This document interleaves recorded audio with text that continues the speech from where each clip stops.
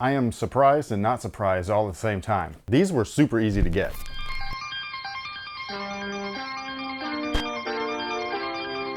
Hey, what's up guys? My name's Chris. Welcome back to the official WearTesters.com YouTube channel. Today we got a detailed look and review on a shoe that I can honestly say I thought I would never own, and it's the KD4 Nerf. This thing right here was uber limited and super hard to get when they first released way back in 2011, but this time around things have changed. Nike has not only f***ed up their whole thing with resellers because, you know, false demand and all that shit, but because of those resellers, they've also lost a huge majority of their actual consumer. They've completely lost interest to the point to where shit that they couldn't get before, they're like, nope, not even interested now. It's insane. Now, before we deep dive into these guys, can you do me one quick favor and hit that subscribe button if you haven't already? We are on the road to 1 million. We were very close, and it's all because of you guys. You the real MVP. In addition to that, if you can hit the like or dislike button and leave a comment, all of that stuff counts as engagement, which feeds the algorithm, which will then feed other people's YouTube feeds, as long as they're into sneakers. Also, this shirt is available for pre-order right now, and it's only available for a limited time, so if you're interested in grabbing one, click the link down below in the description box. It'll send you over to senseapparel.com where you can grab one. And one last thing, I'm sorry. I did start a brand new channel. It's all about nerd shit. If you wanted to check it out, it's some of my favorite things. And with that being said, the box right here is nowhere near as cool as the original releases box, but it's close. It's still pretty cool. It's actually not close, but it's pretty cool looking. So that's the thing. This is the box itself. It's very, 90s-esque, very Nerf-like, all that stuff. Got the KD35 on there. When you open it up, you've actually got KD inside the box, and he's looking like he's about to dunk on a Nerf hoop, which would have been actually possible with the original 2011 release because the box itself was the Nerf hoop and it came with the ball. It was so cool. I think that they went all out with the original release. Again, it released way back in 2011. The KD4 was actually a very popular model, especially for basketball players and non-basketball players, because wearing basketball shoes casually at that time was still trending. Not anymore. But the shoe is most famous for being $95 at retail. Shut the front door. And now, well, they're 150 bucks. So if you're one of those people that are like, man, you got a price increase and you didn't get all the original stuff that came with the shoe, trust me, dude, I totally understand. For me personally, I was never gonna do anything with that box. I really just wanted these shoes. I think they look so cool. This right here is one of those releases where not only did Nike pay for licensing, I saw that Hasbro promoted these on their actual Instagram page and they still didn't sell out. It's crazy. Now, as far as the shoe itself is concerned, we've got a bright, solid rubber outsole. This is gonna be fun to f with on the camera. And that's sarcasm, because it's not gonna be fun at all. It's gonna be very, very neon. But we've got a Thunderbolt pattern. Why? Because he was on the Thunder. Oh, sh! I didn't even have to give her a tip. The traction, believe it or not, worked really well. And yes, we do have a performance review of this shoe way back from the year 2011. Go watch it if you want to. You don't have to though. The midsole itself is Phylon, but it feels like a brick, although it is lightweight, it just isn't forgiving. And then in the forefoot, we've got a Zoom Air unit, and it looks exactly like this, but because it was housed in that brick-like Phylon, you can't actually feel that either. Lots of court feel, but not a lot of cushion. For a $95 shoe, guess what's in here? Shank plate. Now the materials on these guys is, what did you call it last time? Plastic. A whole lot of plastic. It's nothing but plastic. I can't believe that anybody wanted to play in this. This was the era where Nike Basketball found out that you could do this for way cheaper than leather. Basically what they've done is they've taken plastic and then they make the paneling and things like that. They stamp it out or cut it out just like you would leather. But instead of then taking that and then handing it off to somebody that would have to go and painstakingly stitch every panel together, they were able to layer each panel on top of one another and then heat it to make one piece. I will say that the concept is cool, but the true application of it, like literally playing in plastic, like this is hard stuff, is not. It's just not comfortable. And on top of that, these were shaped like a banana, and I don't know anybody's foot that's shaped like that. The funniest part is that they touted this type of fuse material. That was the marketing term, like hyperfuse, you know what I mean? Because they gotta attach names to things, make it sound cool. But the dope part about the whole material was that, oh, we can add vents where we need it so that even though it's complete plastic, your foot will still be able to breathe. The funny thing is with this particular shoe, this whole vent system is closed up because it was glued over. That vent worked, but not this one.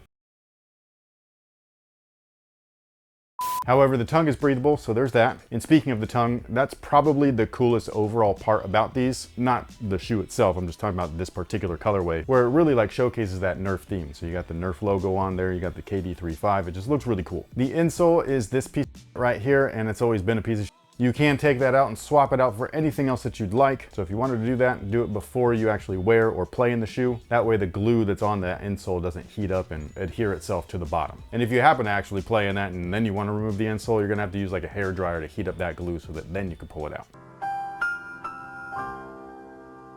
One of the best features about the shoe was this guy right here. Not because straps are cool, because, you know, they're not. Well, they used to be, but now they're just like in the way of things. However, this was a basketball shoe first and foremost, so all the features on here are actually performance related, including the strap. So this was an adaptive fit strap where the components that the strap itself are attached to are down into the footbed. So when you do pull this over, it's going to really hug and pull your foot down and lock it onto that footbed. It was cool. It's way different than traditional straps where they're just kind of floating in isolated areas, whether it be like the midfoot, the forefoot, or the collar. And they do tighten up those specific areas, but that's all it's doing. It's just tightening it up. It's not like actually locking you down. You know what I'm saying? I will say that the forefoot straps probably work the best, but the midfoot and the collar ones especially usually are pretty garbage. The Huarache 2K4 is like the best example of that. Great shoe. Just the strap sucked. And then the rear of the shoe has the giant KD logo. And just in case you were wondering, these do fit true to size with the caveat of they're very narrow and they are shaped very funny. So if you're a wide footer, you might want to ditch these altogether. A lot of wide footers just went up half a size. They just kind of dealt with it because they thought that the shoe looked cool. And on top of that, again, they were originally $95. Now I have seen that these are restocking the day after, or like 2 days after they've released. It's not a real restock, it's overstock. It's, we couldn't sell these, please buy them. If you were looking for a pair, they actually have them on Phenom right now, so they don't have all sizes left, but they do have a few. So if you were looking for them, I'll leave a link down below in the description box. Otherwise, they're pretty easy to find. Just don't pay resale, okay?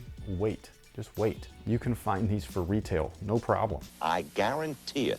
Now, with all that being said, do we happen to have time for a question of the day? Yes. Because of our Kobe 4 gold medal video, people would like to know what Summer Olympic events are your favorite this year, and have your favorites changed over the years? The Olympics are one of those things where I've quite literally my entire life, at least my entire life of paying attention to sports, I've only watched the basketball stuff, and that's it. Unfortunately, I don't have time to catch it while it's live, although I did. That's one of my favorite memories, is just watching Vince Carter dunk over that dude and just brush his nuts against his forehead. I watched it live, and it was just one of those things where like you couldn't believe that that just happened, you know what I mean? Like, it was so sick. But I end up having to just watch highlights, or you get the like kind of like recap or rerun of the game, and I have been doing that. So Team USA plays very similarly to the Warriors, which is not surprising since Kerr is the coach, but they have like 3/4 of like, are we gonna do this? And then out of nowhere, they start like actually playing. So it's cool, but yeah, basketball is really the only one that I paid attention to. I thought breakdancing being a first-time sport in the Olympics was interesting, but it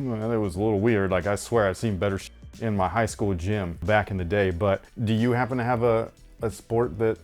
I've always enjoyed watching the women's gymnastics. Pommel Horse Guy got me to watch the men's gymnastics because he was like an internet sensation. Everybody knows about Steve now. He's the guy with the glasses. Yeah, I know. You keep telling me about him, but like he's like in and out of my brain. Our daughter used to do swim team, so now I love the swimming events. Like, that's the one that gets like my heart pumping, being like, because it's a very quick race. They're very close. You never know. You know what we just watched? This is thanks to YouTube's algorithm.